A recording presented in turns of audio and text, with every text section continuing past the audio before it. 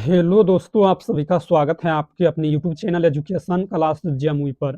तो दोस्तों आज क्लास 10th का हिंदी वीवीआई ऑब्जेक्टिव देखेंगे जो मैट्रिक बोर्ड फाइनल परीक्षा 2026 में 100% ये प्रश्न पूछा जाएगा 17 फरवरी को। और ये वायरल ऑब्जेक्टिव है जो कि परीक्षा में 100% आने की गारंटी है। और ये प्रथम पाली और द्वितीय पाली दोनों में पूछा जाएगा। तो देखिए प्रश्न संख्या 1 में कहता है सुमित्रा नंदन पंत का जन्म कब हुआ था। तो इसका करेक्ट आंसर है 1900 ईस्वी में, ऑप्शन ए। और प्रश्न संख्या 2 में कहता है सुमित्रा नंदन पंत का जन्म कहाँ हुआ था। तो इसका करेक्ट आंसर है कौसानी, ऑप्शन सी। और प्रश्न संख्या 3 में कहता है सुमित्रा नंदन पंत की माता का नाम क्या था। तो इसका करेक्ट आंसर है सरस्वती देवी, ऑप्शन ए। और प्रश्न संख्या 4 में कहता है सुमित्रा नंदन पंत का पालन पोषण कहाँ हुआ था। तो इसका करेक्ट आंसर है प्रकृति की गोद में, ऑप्शन ए। और प्रश्न संख्या 5 में कहता है सुमित्रा नंदन पंत ने अपनी प्राथमिक शिक्षा कहाँ प्राप्त की। तो इसका करेक्ट आंसर है गांव में, ऑप्शन ए। और प्रश्न संख्या 6 में कहता है सुमित्रा नंदन पंत ने अपना जीवन कहाँ बिताया। तो इसका करेक्ट आंसर है इलाहाबाद में, ऑप्शन ए। और प्रश्न संख्या 7 में कहता है सुमित्रा नंदन पंत की प्रमुख रचनाओं में से एक कौन सी है। तो इसका करेक्ट आंसर पल्लव, ऑप्शन ए। और प्रश्न संख्या 8 में कहता है भारत माता कविता किस संग्रह से संकलित है। तो इसका correct answer Gramya, option A. और प्रश्न संख्या 9 में कहता है भारत माता कविता में किसकी दुर्दशा का चित्रण किया गया है। तो इसका करेक्ट आंसर भारतीय ग्रामीणों की, ऑप्शन ए।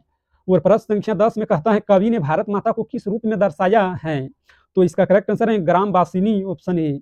और प्रश्न संख्या 11 में कहता है भारत माता कविता में खेतों का वर्णन कैसे किया गया है। तो इसका करेक्ट आंसर है हरे भरे, ऑप्शन ए।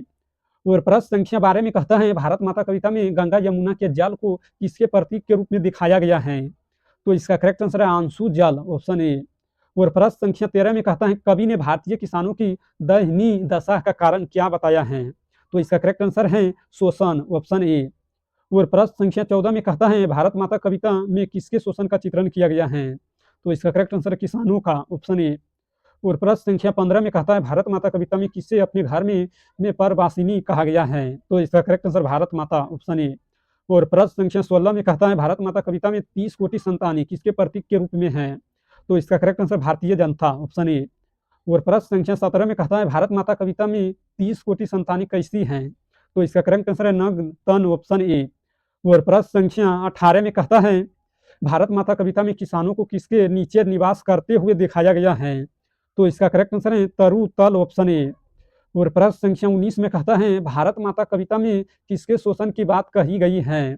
तो इसका करेक्ट आंसर किसानों का, ऑप्शन ए। और प्रश्न संख्या 20 में कहता है भारत माता कविता में किससे शोषण का शिकार बताया गया है। तो इसका करेक्ट आंसर है किसान, ऑप्शन ए। और प्रश्न संख्या 21 में कहता है भारत माता कविता में किससे धरती सहिष्णु बताया गया है। तो इसका करेक्ट आंसर है किसान, ऑप्शन ए। और प्रश्न संख्या 22 में कहता है भारत माता कविता में किसके राहु ग्रसित होने की बात कही गई है। तो इसका correct answer sir Sardendu Hasini, option A. और प्रश्न संख्या 23 में कहता है भारत माता कविता में किसानों की क्या स्थिति बताई गई है। तो इसका करेक्ट आंसर मूढ़, असभ, अशिक्षित, ऑप्शन ए। और प्रश्न संख्या 24 में कहता है भारत माता कविता में किससे नमित नयन कहा गया है। तो इसका करेक्ट आंसर किसान, ऑप्शन ए। और प्रश्न संख्या 25 में कहता है भारत माता कविता में किसका विषम मन बताया गया है। तो इसका करेक्ट आंसर है किसान।